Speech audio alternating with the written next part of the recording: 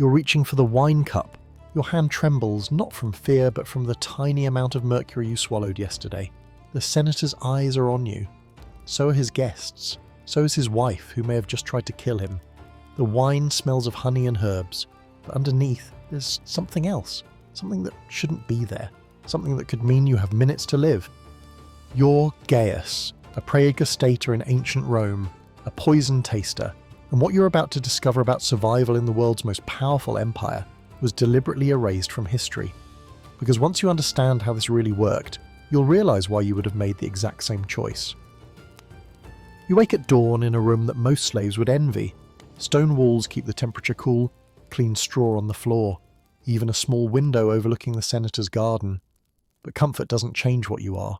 Property whose only value lies in your ability to die before your master does. The smell of wood smoke drifts up from the kitchen fires below. Your stomach lurches, not from hunger, but from the residual effects of yesterday's medicine. The household physician doses you regularly with tiny amounts of known poisons, just enough to maintain your sensitivity, he claims. Not enough to cause permanent damage. That's the theory. You dress in the clean white tunic that marks your position. Every piece of clothing must be spotless. Your body is an instrument that must detect the faintest contamination. A dirty sleeve could mask a poison scent. A stained hem could hide a telltale stain. As you make your way through the villa's corridors, other slaves step aside. They know what you do, they know what happens if you're wrong. Last month, Marcus Fulvius's poison taster made a mistake. They found him convulsing in the kitchen, foam streaming from his mouth. The hemlock had been mixed into the olive oil, just a few drops, but enough. The senator replaced him within hours. There's always another slave willing to trade immediate danger for eventual freedom.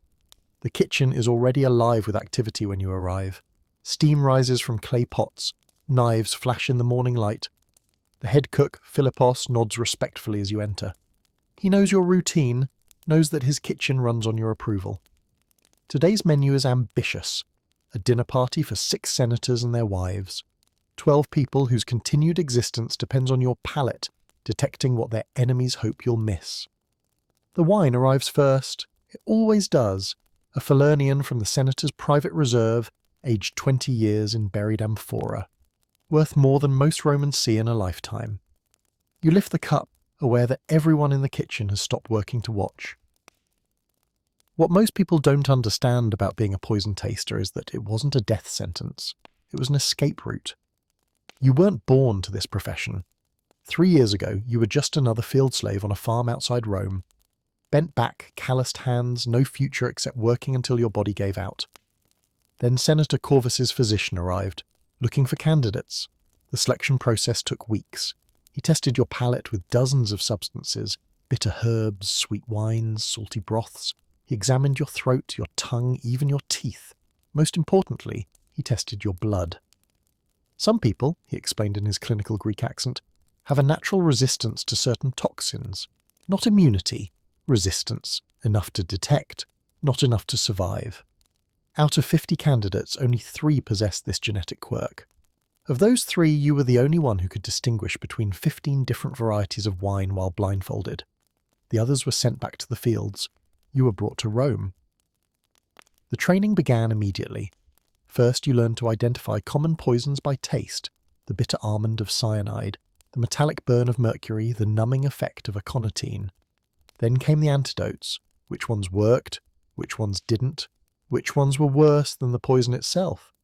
But the real education was in human nature. You learned that poison wasn't random, it followed patterns. Ambitious wives poisoned slowly, using arsenic or lead to mimic natural illness. Political rivals preferred dramatic deaths, aconitine or strychnine that would make the victim's final moments unmistakably violent. Vengeful slaves used whatever they could find, often killing themselves into the process. You also learned that being a poison taster gave you something no field slave could ever possess: influence. Senators who commanded armies hung on your every expression. Your opinion could launch investigations that toppled households. Your word could send free citizens to crucifixion. Learning to be a poison taster meant learning to read death in a dozen different forms. Your training began with wine, always wine. Romans consumed it with every meal, making it the perfect delivery system for assassination. You learned to detect tampering through colour. Lead acetate created an almost imperceptible sweetness. Through smell, bitter almonds meant cyanide compounds. Through the way it coated your tongue, mercury salts left a metallic aftertaste that lingered for hours. But poison detection was only half the job. The other half was understanding the social dynamics that made poisoning possible. You studied the household staff with the intensity of a general planning a siege. Which slaves had access to the wine stores? Who prepared the food? Who served it? More importantly, who among them seemed nervous, distracted, or unusually interested in your work? The senator's wife, Claudia, often observed your tastings with disturbing fascination. She asked detailed questions about different poisons, their effects, their detection methods. You answered carefully. Knowledge of toxicology was dangerous in anyone's hands, but especially in those of a Roman matron with political ambitions. The household physician, Marcus Galerius, became your closest ally and greatest threat. He provided the medical knowledge that kept you alive, but he also dosed you regularly with sublethal amounts of various poisons to maintain your sensitivity. Each dose was a calculated risk. Too little, and you might miss something deadly. Too much, and you might not survive to detect anything at all. You learned the hierarchy of Roman poisons, mercury and lead for slow deaths that looked like illness, plant-based toxins like hemlock or aconitine for faster kills, exotic imports from Egypt and India for those who wanted their murders to make a statement. Each poison had its own social signature, revealing as much about the killer as the intended victim. The daily routine became ritualistic. You began each morning with a cleansing protocol: water to clear your palate, plain bread to settle your stomach, watered wine to calibrate your taste buds. Then came the testing. Every dish, every drink, every sauce that would touch the senator's lips. The kitchen staff learned to read your expressions like augurs reading bird flights. A raised eyebrow meant concern, a paused sip meant danger, a nod meant safety for now. But what truly marked your initiation into this deadly profession was the first time you saved a life. It was a simple dinner, nothing special. The wine tasted normal except for the faintest bitter edge, so subtle you almost missed it. Laboratory analysis later revealed white lead, not enough to kill immediately, but enough to cause madness and death over months. You had prevented not just murder, but the kind of slow poisoning that destroyed minds before it destroyed bodies. That night, you understood the true weight of your responsibility and the true value of your dangerous gift. The daily life of a poison taster bore no resemblance to the dramatic scenes depicted in popular stories. Most days passed in a methodical routine punctuated by the moments of quiet terror. You tasted everything according to strict protocols developed over generations. Liquids first, starting with water and building to more complex flavours. Solids in order of delicacy: salt, bread, cheese, fruit, meat. Each taste was small, deliberate, analysed not just for flavour but for any sensation that didn't belong. The social dynamics of your position were more complex than the physical dangers. Other slaves respected your expertise but feared association with you. Free citizens were fascinated by your work but uncomfortable with your proximity to death. You existed in a strange social limbo, neither fully slave nor free, neither powerless nor truly powerful. Your relationship with Senator Corvus was particularly delicate. He treated you with the careful courtesy of a man who knew his survival depended on your loyalty. You conversed about art, literature, politics, unusual for a master and slave, but you both understood the implicit bargain. Your intelligence and education made you a more effective protector. His respect and generosity ensured your continued service. The dinner parties were your greatest challenges. Multiple courses arriving in sequence, each requiring immediate evaluation while guests waited. You learned to maintain perfect composure even when detecting something questionable. A moment's hesitation could spread panic through an entire gathering. You developed techniques for discreet investigation. If wine tasted suspicious, you would request a different amphora to better complement the first course. If food seemed wrong, you would suggest a slight delay to ensure proper presentation. These social courtesies masked life or death decisions. The relationship between poison tasters was surprisingly collegial. You met others at public events, sharing techniques and warnings about new threats. There was an unspoken bond among those who faced the same dangers, regardless of which household employed them. But the profession extracted its toll. Your hands developed a slight tremor from repeated exposure to sublethal toxins. Your stomach was often unsettled. Sleep came fitfully, accompanied by dreams of bitter tastes and burning throats. The physician assured you these were normal effects, but you wondered about the long-term costs. Former poison tasters were rare, not because the job was necessarily fatal, but because few survived long enough to retire. Disease, accidents, and the cumulative effects of poison exposure eliminated most before their service ended. As months turned to years, you developed an almost supernatural ability to read the subtle language of contamination. Your palate could detect mercury at concentrations that shouldn't have been humanly perceptible. You could identify plant-based poisons by the way they affected your saliva production. Most remarkably, you learned to sense poison by observing others' behavior around food. The breakthrough came during a formal banquet honoring the visiting governor of Gaul. The wine was exceptional, a rare vintage from the senator's most prized amphora. But something about the way the wine steward avoided eye contact made you pause. His nervousness could have meant anything, but combined with an almost imperceptible sweetness in the wine, it told a story. You discreetly requested a second opinion from Philippos, who confirmed your suspicion. Lead acetate, probably added to the amphora days earlier to allow it to integrate completely. The investigation revealed that the steward had been bribed by one of the senator's political rivals. The poisoning would have taken weeks to kill, appearing as natural illness. Your reputation grew throughout Rome's elite circles. Senators began requesting your services for important dinners. Your expertise was borrowed for state functions. You became, in effect, one of the empire's most specialized consultants. But success brought new dangers. Other households attempted to bribe you to provide false reports about their enemies' food. Political rivals tried to learn your techniques to bypass other tasters' defenses. Most dangerously, some began to see you as a threat rather than a protection. The education in poisons continued relentlessly. New toxins appeared regularly. Substances from distant provinces, synthetic compounds created by innovative poisoners, exotic biological agents that defied traditional detection methods. Your survival depended on staying ahead of an ever-evolving art form. You also learned that the poison trade was surprisingly organized. There were suppliers who specialized in different types of toxins, dealers who could procure rare substances from across the empire, even consultants who advised on optimal dosing strategies. The entire industry operated in plain sight, disguised as legitimate trade in herbs, minerals, and medicines. The most disturbing discovery was how easily the line blurred between medicine and poison. Physicians used mercury to treat syphilis, knowing it would eventually cause madness. They prescribed lead-based compounds for various ailments, fully aware of their toxic effects. The same substances that killed could also cure.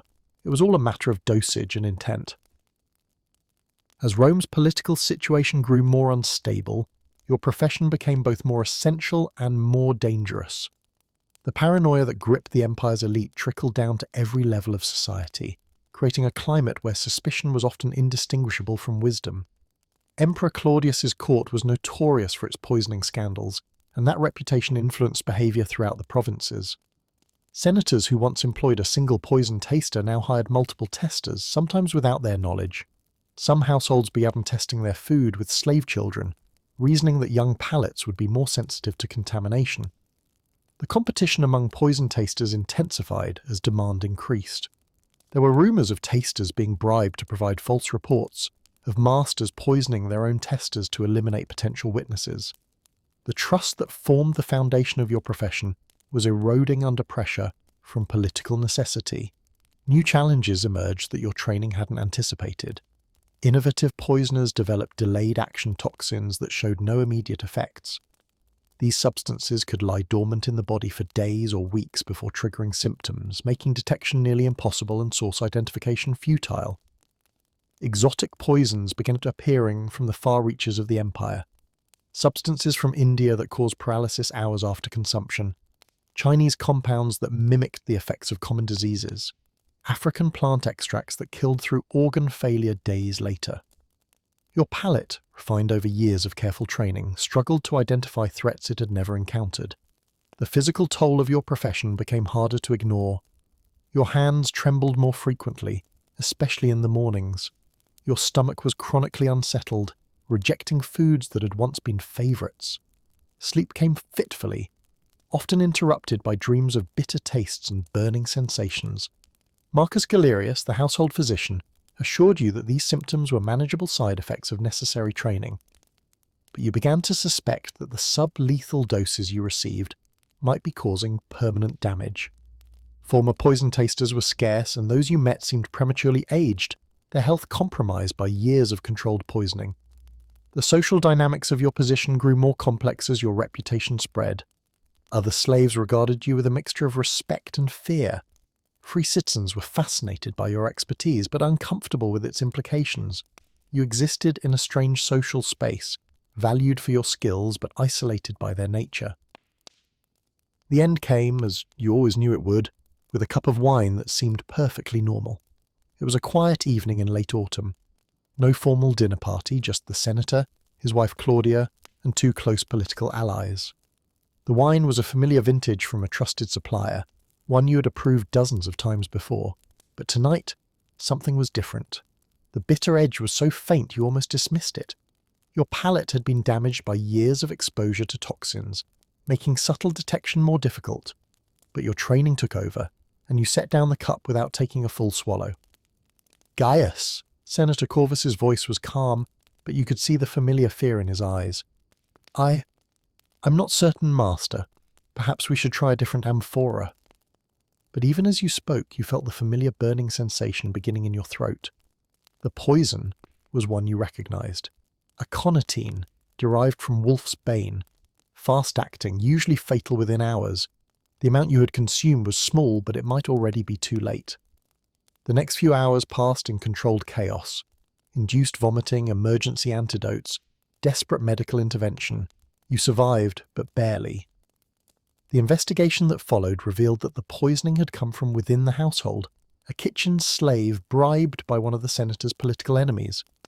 Your service was rewarded with immediate freedom and a generous pension, but your career as a poison taster was over. Years of exposure to sub-lethal toxins had finally taken their toll. Your palate, once sensitive enough to detect the faintest contamination, could no longer be trusted. The very training that had kept you alive had ultimately destroyed your ability to protect others. Senator Corvus found your replacement within days, a younger man with an untrained but sensitive palate. You spent your final weeks in the household training him, passing on knowledge that had nearly killed you.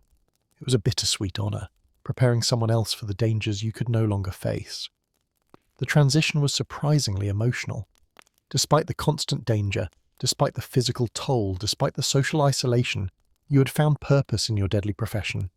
You had saved lives, prevented political assassinations, maintained the stability that allowed the empire to function. The profession of poison tasting disappeared along with the Roman Empire, but the stories that survived bear little resemblance to the reality you lived.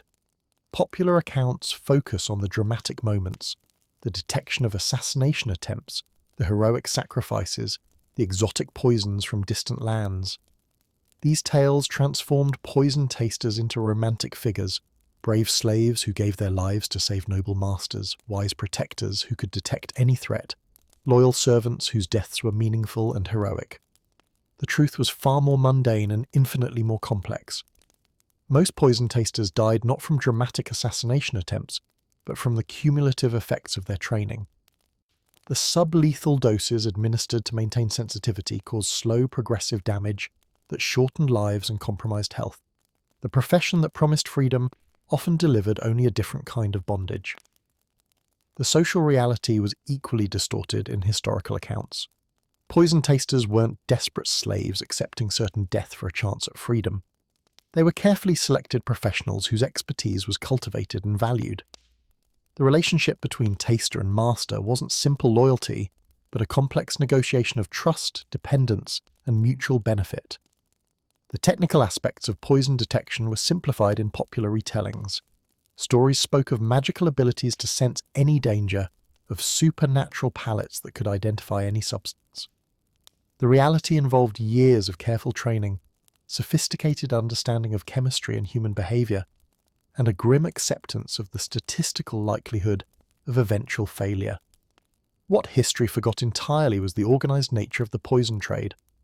The the suppliers, dealers, and consultants who made assassination a professional service, the physicians who walked the line between healing and harming, the political networks that used poisoning as a tool of statecraft rather than personal revenge. The legends also erased the women who employed poison tasters and the women who were poison tasters themselves.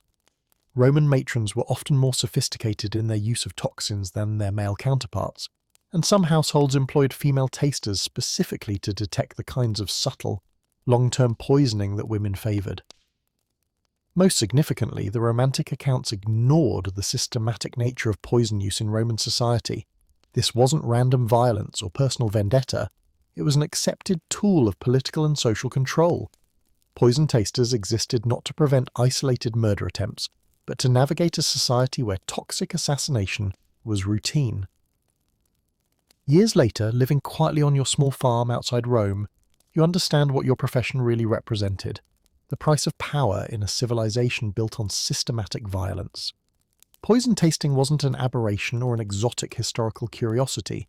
It was a logical response to a society where murder was politics by other means. The same empire that crucified thousands along its roads, that fed prisoners to wild animals for entertainment, that enslaved entire populations, naturally developed sophisticated methods for eliminating political threats through toxic assassination. The poison tasters were never the heroes of these stories. You were the symptom, not the cure.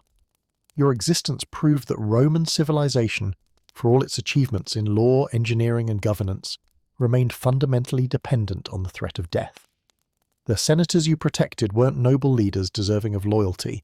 They were participants in a system that used violence as a primary tool of control. The irony runs deeper than individual survival. By making assassination safer and more discreet, poison tasters actually enabled more political violence, not less. Masters who might have hesitated to order a messy sword attack felt comfortable authorizing a quiet poisoning. Your professional competence made murder more palatable to those who ordered it.